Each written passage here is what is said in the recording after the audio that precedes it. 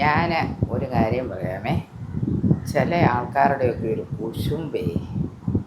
അല്ല, ഞാൻ ശരിക്കും പറഞ്ഞാൽ എൻ്റെ ജനനം മുതൽ ഞാൻ ജനിച്ചത് മുംബൈയിലാണ്. എൻ്റെ ഫാദർ ഒരു നേവിയിൽ ഉദ്യോഗസ്ഥനാണ്. ഞങ്ങളെല്ലാം പണ്ടേ ജോലിക്കാരായിട്ട്, അമ്മയൊക്കെ ആണെങ്കിലും നല്ല ക്വാളിഫിക്കേഷനുള്ള സ്ത്രീയാണ്. അവർ ബോംബെ ജനിച്ചു വളർന്നു. ഞങ്ങളവിടെ കുറച്ച് ഇതായതാണ്. അന്നേരം നിങ്ങൾക്കറിയാമല്ലോ, ഇവിടെ നമ്മുടെ ഈ കേരളത്തിനെക്കാട്ടി കുറച്ചുകൂടെ മെച്ചമായിട്ടുള്ള മോഡേൺ ഡ്രസ്സ് പണ്ട് മുതലേ യൂസ് ചെയ്യുന്ന സ്ഥലങ്ങളാണ് മുംബൈയൊക്കെ, ഇല്ലേ? ആണ്. അന്നേരം ഞാനൊരുമാതിരി 7, 8, 9, 10 ക്ലാസ്സുകളിലൊക്കെ പഠിക്കുമ്പം പിന്നെ ഈ കേരളത്തിൽ ഇവിടെ വന്നിരിക്കുന്നത്. അന്നേരം ഈ സമയത്ത് തന്നെ ഞങ്ങൾ ശരിക്കും എൻ്റെ പപ്പായാണെങ്കിൽ അവിടുന്ന് നല്ല ശരിക്കുള്ള മിടികളെ, ഇങ്ങനെ സ്ലീവ്ലെസ് ഡ്രസ്സുകളെ, പല ഐറ്റംസും മുംബൈയിൽ നിന്ന് കൊണ്ടുവരുന്ന ഡ്രസ്സുകൾ നിങ്ങൾക്കറിയാം. പണ്ടത്തെ ഒരു ഗൾഫ് നാടുകളിനെക്കാട്ടി ഏറ്റവും കൂടുതൽ മോഡേൺ ഡ്രസ്സും കാര്യങ്ങളും ഇച്ചിരി ഇതായിട്ടുള്ള സ്ഥലം മുംബൈയിലായിരുന്നു, അല്ലേ? ശരിയല്ലേ? അന്നേരം അങ്ങനെ ഉണ്ടായിരുന്ന സമയത്ത് അന്ന് മുതലേ ഞാൻ അങ്ങനത്തെ ഡ്രസ്സുകൾ ഇടുന്ന ഒരാളാണ്.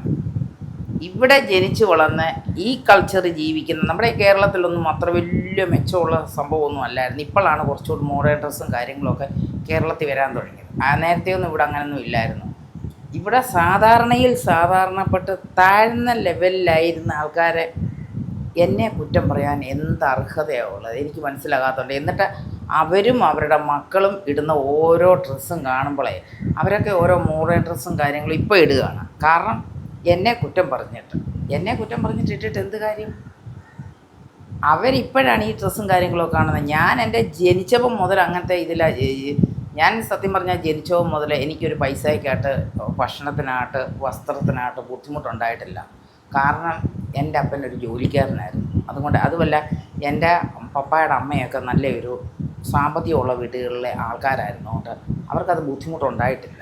അന്നേരം പിന്നെ എനിക്ക് അങ്ങനെ ഒരു ബുദ്ധിമുട്ടും ഇന്ന് ഈ സംഭവം ഞാൻ പറയാം. ഇപ്പോൾ എനിക്ക് ഞാൻ ഒറ്റയ്ക്കാണെങ്കിലും എൻ്റെ ജീവിതത്തിൽ ഈ നിമിഷം വരെ എനിക്ക് അധികം വലിയ ബുദ്ധിമുട്ടുകളുണ്ടായിട്ടില്ല. അവരെല്ലാം നല്ല, എൻ്റെ ആങ്ങളമാരൊക്കെ വലിയ സമ്പന്നന്മാരായിട്ട് ജീവിക്കുന്നവരാണ്. എല്ലാ അമ്മയുടെ അനിയത്തിമാരെ. അതുകൊണ്ട് തന്നെ എല്ലാവരും ഇച്ചിരി ഇതിൽ ബിസിനസ്സിലായിക്കോട്ടെ, ഇച്ചിരി ജീവിതത്തിൽ ഇച്ചിരി ഇതായിട്ട് വന്നിരിക്കുന്നത് ഞാൻ മാത്രമേ ഉള്ളൂ. അത് ശരിയായിക്കോളൂ. അതൊക്കെ ഒരു പ്രശ്നവുമില്ല. അതൊക്കെ ഇപ്പോൾ അടുത്ത് തന്നെ എല്ലാ ലെവലാവും. ഓക്കെ, അങ്ങനെ ഞാൻ വിശ്വസിക്കുന്നു. എനിക്കറിയാം ശരിയാവും എന്നുള്ളത് എനിക്കറിയാം.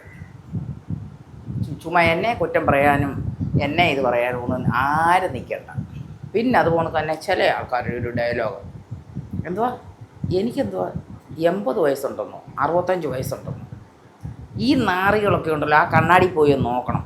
അവരുടെ മുഖത്ത് എത്ര വയസ്സുണ്ടെന്ന് പോയി നോക്കണം. എനിക്ക് ഒറിജിനൽ സർട്ടിഫിക്കറ്റും കാര്യങ്ങളും എല്ലാം ഉള്ളതാണ്. എനിക്ക് എൻ്റെ വയസ്സ് എനിക്കറിയാം. പിന്നെ ഞാൻ എന്തിനാ ഈ വേറൊരാളെ? അല്ലേ തന്നെ അവരവരുടെ കാര്യം നോക്കിയാൽ മതി. എൻ്റെ കാര്യം നോക്കാനൊന്നും കണ്ട ആൾക്കാരെ ഞാൻ ഇങ്ങോട്ട് വിളിച്ചിട്ടില്ല.